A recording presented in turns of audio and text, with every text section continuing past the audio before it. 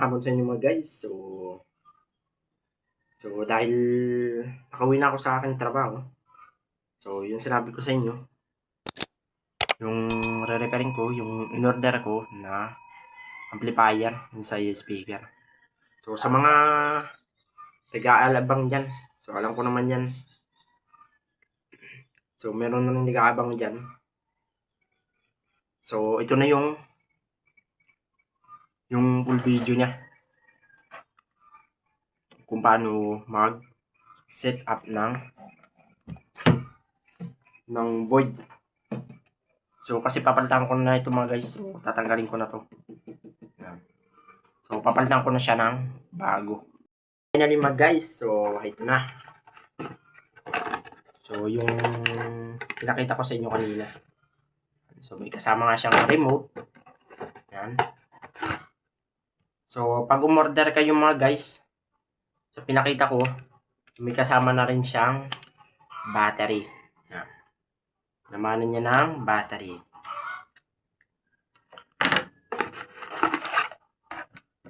Yan. So ito yun mga guys. Yan. Yung bagong void niya na papalit natin dito.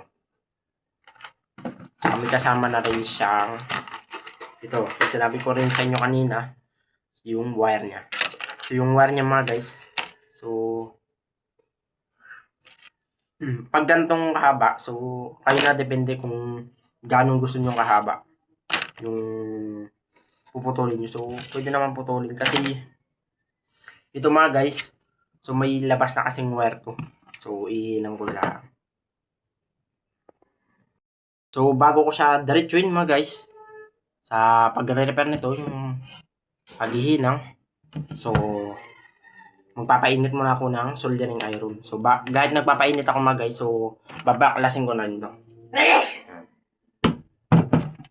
So tatanggalin ko na rin yung kanyang void. Kasi sabi ko nga sa inyo, so papalitan na natin ng void. So yan, so umiinit na. Yan. So waiting na lang tayo mga guys dyan sa soldering iron. So hindi pala ako dito mga guys maghihinang yung dito, yung tinutukoy ko. Dito yun mga guys, yung sa loob niya. Yan, sa loob niya. Hindi ako dito maghihinang kasi yung dito mga guys kasi may susuksok na lang yung kanyang ito. Yan, susuksok lang yun yan. So hindi na ako maghihinang dyan.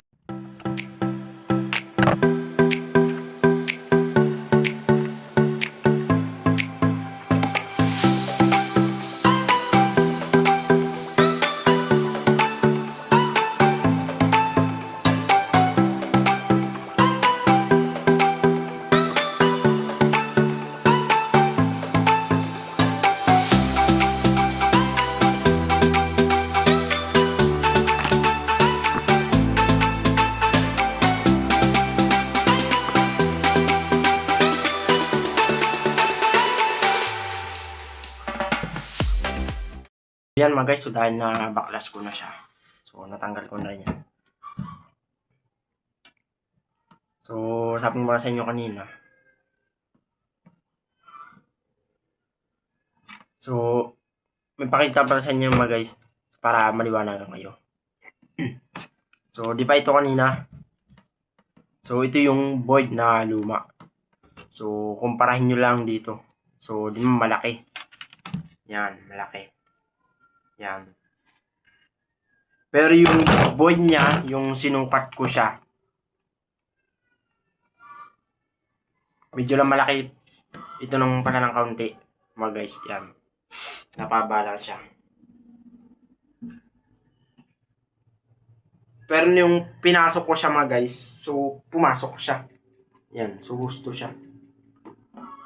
Yan. Pwede naman kasi mga guys yung balik na rin. So yan, so pumasok siya sa loob. So gano'n lang siguro mangyayari yan mga guys. Kasi kung papayag yung may-ari,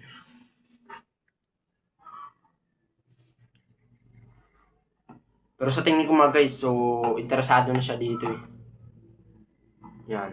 So okay na siya dito. Kasi ang importante sa kanya, tumutugtog. yung malinis yung kanyang tugtog. So, ito mga guys, so patatabi ko lang yan. May-ari. Isa nagpa-repair nito. Kasi yung void nito ay may tama na rin.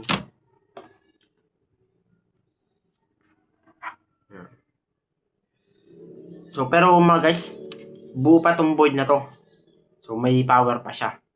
Pero para mas malinis ang tunog, o para rin matagal siyang masira. So, pinalitan ko na siya ng buong bago. Yan. So, para maganda na yung kanyang tunog.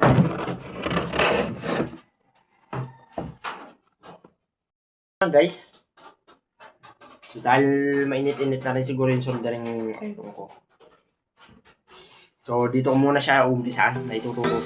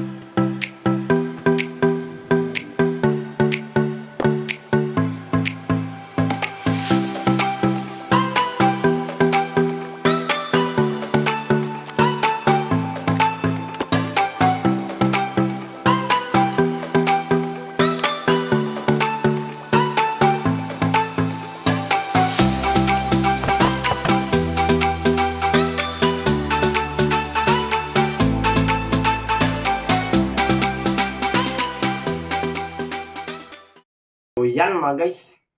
So, dahil nahinang ko na siya. Yan. So, ito yung sa kanyang battery. And then, ito yung sa kanyang light, yung ilaw. Tapos, ito yung kanyang yung sa radyo. So, ito yung mga guys. Hindi ko na pinalitan to. So, papalitan ko sana rin ng ganito. So, kasi radyo lang naman to. So, wala naman pinagbago dito. So, ganito lang rin yan mga guys. Kung saan nakasulot lang to. Kaya hindi ko na siya pinalitan. Tapos, ito yung sa kanyang speaker. Yan. Yan siya mga guys. So, dahil nahinang ko na yan. So, titipan ko lang.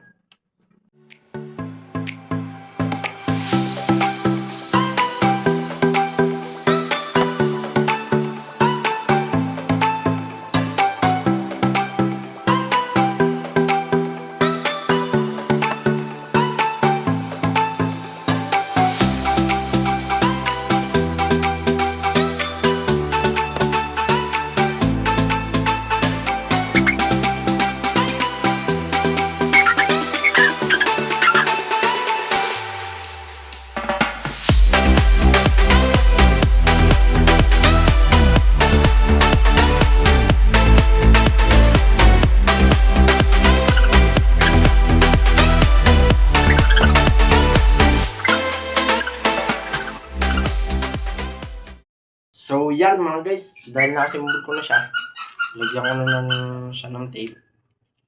So, atin na siyang sasalpak dito.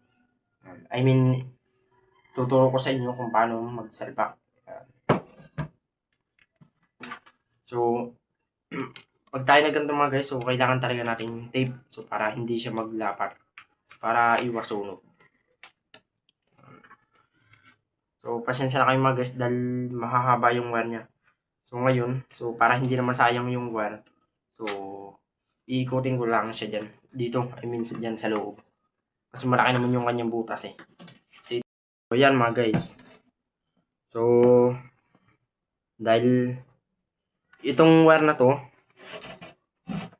so sabi ko sa inyo kanina, kung hindi kayo interesado na yung hindi nyo tanda, yung pagsasalpakan nyo. So, baklasin mo muna to. Kasi ako ito, tanda ko na to. So, natandaan ko na kasi kababaklas ko lang ng void. So, ito na. So, itong wire na to, ito. So, sa battery to. Yan. So, may nakapangalan naman dito na battery. Yan. So, ito yun mga guys. So, dito natin siya isasalpak sa pula. Yan. Sa pula siya. So, salpak natin yan. Tapos, itong ito mga guys, ito yung sa kanyang speaker. Ito. Yan. Basta pag kayo may nakitang ganaan, yung basta ganito yung mga guys. Yan.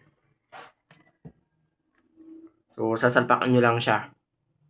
So, kapag nakita nyo yung kanyang, kung saan nakatap yung nakalabas dito na wire nyo. So, yan. So, hanapin lang natin yung kanyang speaker. Kasi mga guys, 4 na suksukan to. So, dito lang tayo sa isa. So, pwede na rin siguro dito tayo sa update. Yan. So, yan mga guys. So, ayan. Nakikita nyo. So, yan siya mga guys. So, ito yung speaker niya. So, ito yung battery niya. Yan. So, may nakalagay naman dyan pangalan mga guys dito sa ilalim. Kung sa battery pa siya o sa ilaw. Yan. So, ito mga guys, itong itim na to, yung maliit na wire, ito yung sa kanyang ilaw na. Yan. So, dito yun mga guys. Yan, dito. Yan. Sa kulay puti rin. So, mababasa nyo naman yun dyan mga guys. Kung LED, kung speaker, battery. Yan. And then, ito yung pinakalas mga guys. Yung sa radyo. So, para pwede rin tayong mag-radyo. So, salpak natin. Ito yung mga guys. Yan. Pinag-iisang yun sa sulok. So, ito yung sa radyo niya. May mababasa naman kayo dyan mga guys na PM. So, kapag may nakita kayong PM, dito sa void na to, yung sa suksukan. So, yun yung sa radyo.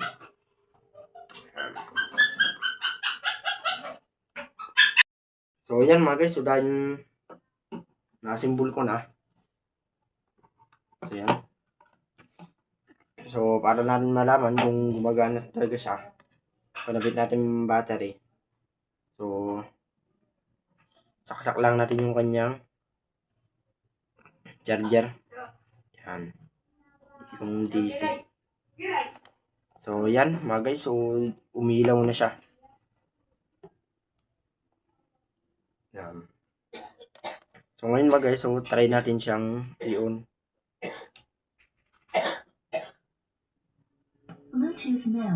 So, okay na siya.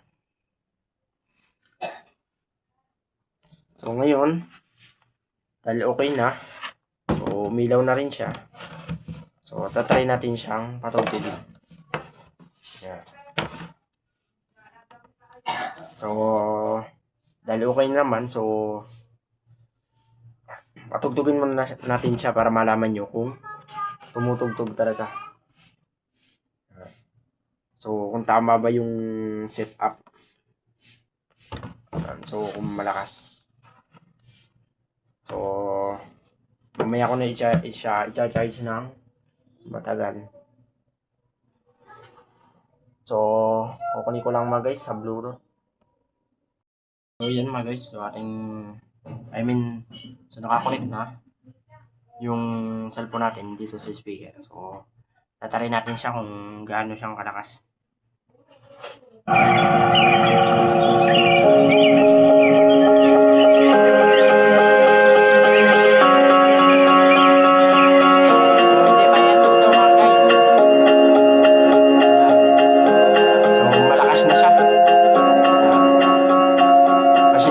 Dahil hindi ko mapatugtog sa inyo, so YouTube. Kaya, yun lang mga guys. Sana yung video to nagustuhan nyo. I mean, sana may natutunan kayo kung paano mag-set up ng bagong amplifier ng Bluetooth speaker. So, yun mga guys. At sana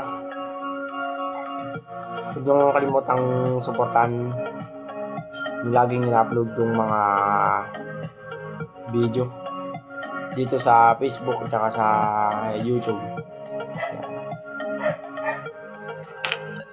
Huwag nyo na rin kalimutang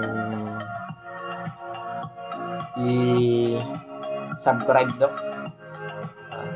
So, para malaman nyo kung paano, para matutunan nyo kung paano mag-repair ng Bluetooth speaker. Yung sa mga vlog kong mga ina-upload. So, yun lang mga guys. Papaalam muna ako. Kita-kita tayo sa next na upload na video. Siguradong matutunan